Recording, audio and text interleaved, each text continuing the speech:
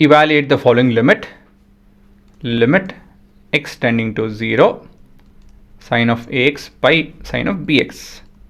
ಇಲ್ಲಿ ನಾವು ಯಾವ ರಿಸಲ್ಟ್ ಉಪಯೋಗಿಸ್ಬೋದು, ಯಾವ ಪ್ರಾಪರ್ಟಿ, ಯಾವ ರಿಸಲ್ಟ್ ಉಪಯೋಗಿಸ್ಬೋದು? ಈ ರಿಸಲ್ಟ್ ಉಪಯೋಗಿಸ್ಬೋದು, ಸರಿನಾ? ಇದನ್ನು ನಾನು ಇನ್ನೊಂದು ರೀತಿಯಲ್ಲಿ ಬರ್ಕೊತಾ ಇದ್ದೀನಿ.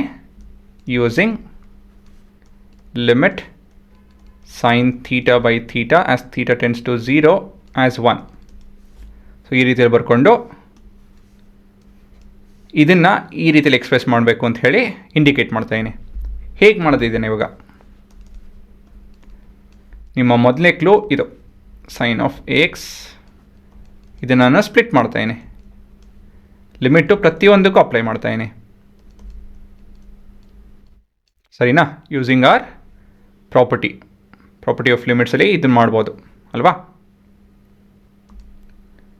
ಮತ್ತಿವಾಗ ನಮಗೆ ಎ ಎಕ್ಸ್ ಬೇಕಿಲ್ಲಿ. ಹೇಗೆ ಬರ್ಕೊಳ್ಳೋದು ಅದನ್ನು?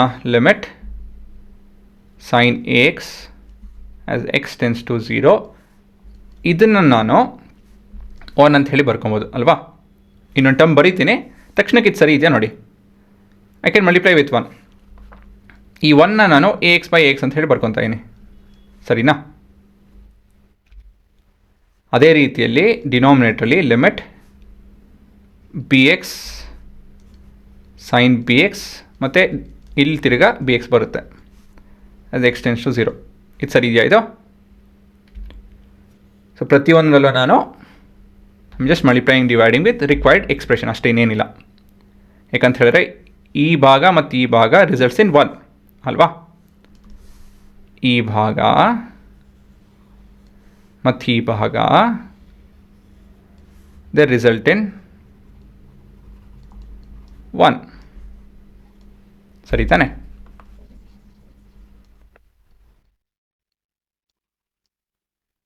ಅಲ್ವಾ?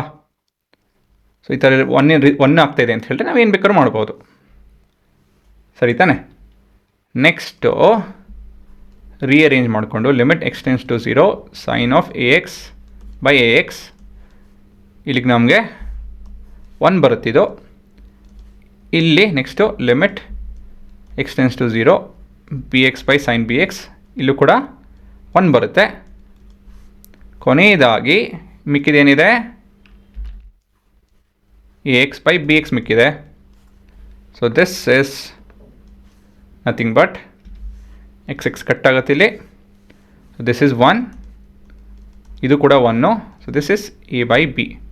So this entire thing is A by B. So ಇದೆ ನಿಮ್ಮ ಉತ್ತರ.